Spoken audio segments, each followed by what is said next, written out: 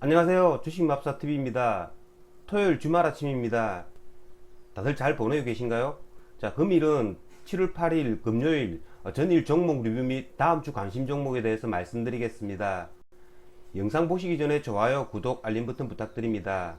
금요일 새벽 마감한 미국 나스닥 0.72% 하락이 나왔죠. 하지만 나스닥 차트를 보시면 그리 나쁘지 않은 차트였습니다. 양봉이 나왔고요. 시가가 1.73% 하락한 채로 시작해가지고 이렇게 위로 끌어올렸다라는 거죠. 나스닥이 마이너스는 했지만 그다지 크게 나쁘지는 않은 모습을 보였습니다. 이에 따라서 금일 새벽 마감한 미국장 상승이 나왔습니다. 0.98% 상승이 나왔고요. 다시 나스닥이 전고점 돌파 시도를 보이는 그런 모습을 보이고 있습니다. 다행히 나스닥이 저점을 찍고 이렇게 터닝을 하는 그런 모습을 보이고 있습니다. 지난 금요일날 우리나라장 예상보다 큰 하락이 나왔습니다. 코스피가 1.07% 하락 마감했는데요. 장중 한때 60일선을 붕괴하고 거의 2%까지 하락을 했다가 종가상으로는 60일선에 걸치는 이런 모습을 나타냈습니다.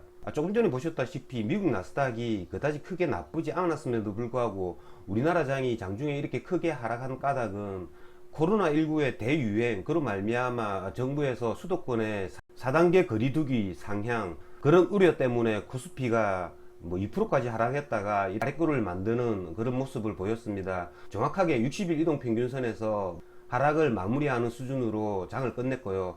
오늘 미국 나스닥이 상승을 보였기 때문에 다음 주 월요일은 코스피가 이렇게 터닝을 해서 올라가는 모습을 보이지 않을까라는 생각이 듭니다. 그러면 종목 하나하나 보시면서 말씀드리겠습니다. 자, 첫 번째 종목은 카카오 게임즈입니다. 카카오 게임즈 단기가열 완화장치 걸린 채로 상승을 해주었습니다. 하지만 이 단기가열 완화장치가 걸린 상태에서 거래량이 죽으면서 이렇게 고가를 갱신해주는 이 차트 구간은 조금 무의미하다고 저는 생각이 듭니다. 그렇기 때문에 카카오 게임즈 내일부터가 중요할 것 같은데요. 내일 단기가열 완화장치가 이렇게 풀리고 나서 다시 이렇게 고점을 뚫어줄 수 있는지 여부, 거기에는 거래량이 바탕이 돼야 되겠죠.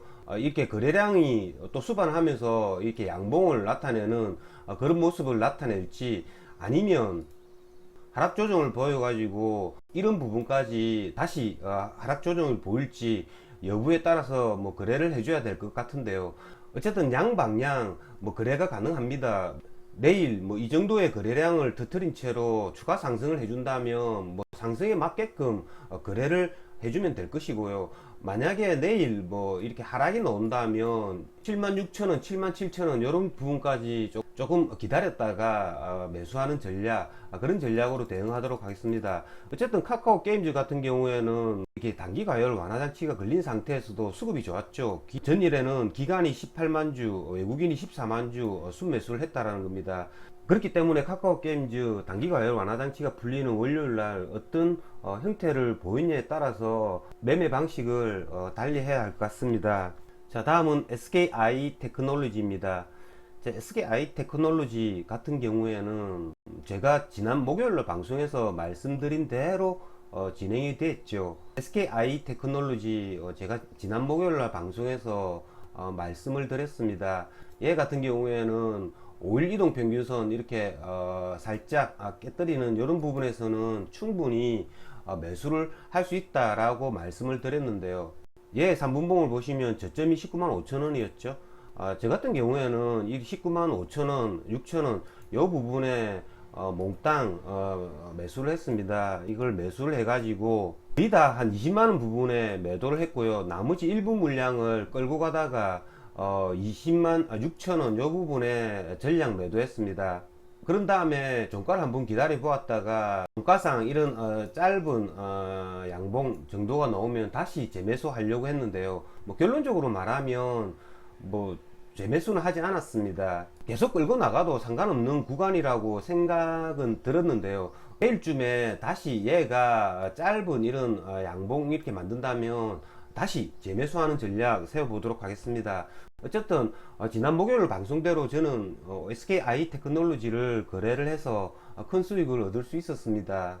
자, 다음은 SK바이오사이언스인데요. SK바이오사이언스 같은 경우에는 제가 바라던 가격 15만원 초반대까지는 오지는 않았습니다. 뭐 15만 초반대까지는 오지 않고 여기서 뭐 반등하는 모습 보였습니다. 이렇게 오지 않는 애들은 뭐 거래를 뭐 할 필요는 없겠죠. SK 바이오사이언스 같은 경우에는 이 지점에서 터닝을 해 주었기 때문에 16만원에서 17만원 이 박스권이 형성되었는데요. 다음 주에도 이런 17만원을 어떻게 돌파하느냐의 여부에 따라서 뭐 종가 오브나잇을 고려할 수 있다는 거죠. 그러니까 얘 같은 경우에는 뭐 들고 가려고 하면 17만원을 강력하게 뚫었을 때 그때 오버나잇을 고려해 봐야 된다는 거죠. 자, 다음은 진단키트 관련주입니다. 뭐 제 방송이 끝나고 나서 뉴스를 보니까 정부에서 사회적 거리두기 4단계를 뭐 시행한다라는 그런 뉴스가 떴습니다. 그에 따라서 진단키트 관련주들이 그로 말미암아 진단키트 관련주들이 뭐 슈마시스를 예를 들어 보겠습니다. 지난 목요일 날 시간 외에 거래해서 마이너스 1%로 마감했는데요. 사회적 거리두기 4단계 시행 발표로 아침 시가가 플러스로 시작을 했죠. 2.55% 플러스로 시작을 했습니다. 아침 시가가 이렇게 갭을 띄어서 시작을 해가지고 슈팅을 이렇게 주었다라는 거죠. 다른 진단키트 관련주들은 아침에 한번 이렇게 슈팅을 주었다가 뭐 오후 들어서 이렇게 내려앉는 모습을 보였죠. 하지만 휴마시스 같은 경우에는 10시 37분에 코로나 검사 키트 독일 사용 승인 이런 뉴스로 말미암아서 다시 이렇게 슈팅을 해주는 그런 모습을 보였습니다. 종가상으로도 휴마시스가 18% 상승한 채로 마감을 했고요. 나머지 애들은 보시면 이렇게 반반입니다. 뭐 종가상 이렇게 하락한 애들도 있고요.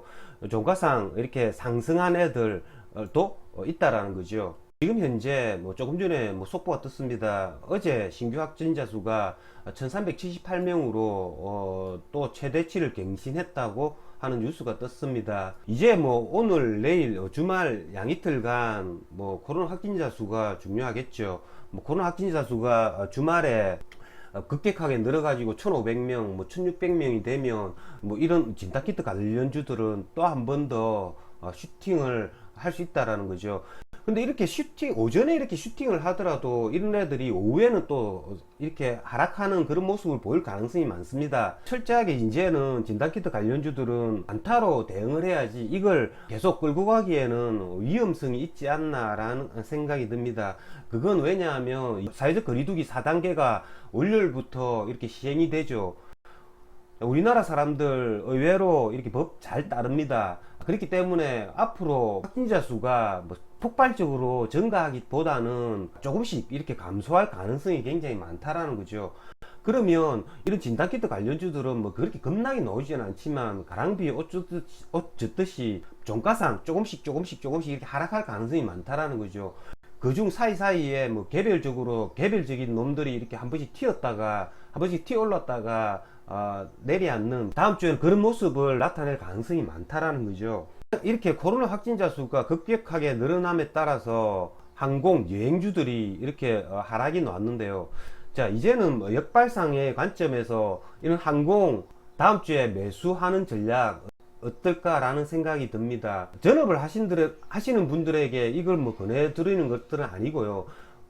직장인들이나 주식을 매수를 해가지고 조금 길게 갖고 가시는 분들은 이런 경제 재개 관련주들 같은 경우에는 이번에 코로나 확진자 수의 증가로 이렇게 크게 하락을 했습니다. 이게 여행주의 대장인 하나투어인데요. 5월달에 경제 재개의 기대감으로 이렇게 급격하게 상승했다가 이번에 코로나 확진자 수의 증가로 인해서 이렇게 급락을 했죠. 이런 애들 뭐 단순히 그래프상으로 보셔도 지난 금요일 날 이 저점 부분 저점을 확실히 지켜주었죠. 뭐 그렇기 때문에 뭐 직장인들 뭐 장기로 조금 투자를 하시는 분들은 이런 여행 관련주들 대한항공도 마찬가지죠. 전저점 부분이죠. 이 부분 정확하게 지켜주고 이렇게 아래꼬리를 만들었습니다. 이런 애들을 뭐 다음 주 월요일부터 뭐 분할 매수 하는 전략 그런 전략도 직장인들 그리고 중장기로 대응하시는 분들에게는 뭐 괜찮지 않을까라는 생각이 듭니다. 자, 다음은 원자력 관련주입니다. 자, 원자력 관련주들 뭐 정확하게 지난 목요일 날 방송에서 뭐 제가 이야기한 대로 그대로 되었죠. 제가 뭐 구독자 수가 그렇게 많은 유튜브가 아니죠. 제가 만약에 구독자 수가 뭐 10,000명 정도만 돼도 뭐 이런 방송 할 수가 없습니다. 뭐 지난 목요일날 방송에서 제가 말씀을 드렸죠. 뭐 서정기전 얘네들 같은 경우에는 세력이 떠나지 않았다고요. 그렇기 때문에 원전 관련주들 금요일날 뭐 하락이 나오면 매수하는 전략 뭐 괜찮다라고 말씀을 드렸는데요. 서정기전 같은 경우에는 아침에 그다지 하락도 안 했습니다. 뭐 아침에 저가가 뭐 한 3.7% 정도 하락을 했고요. 얘가 이렇게 9시부터 1시까지 뭐 계속 옆으로 행보하다가 갑자기 이게 슈팅이 나왔죠. 뭐 장중한 때 상한가까지 붙었다가 종가상 20% 상승으로 마감을 했는데요.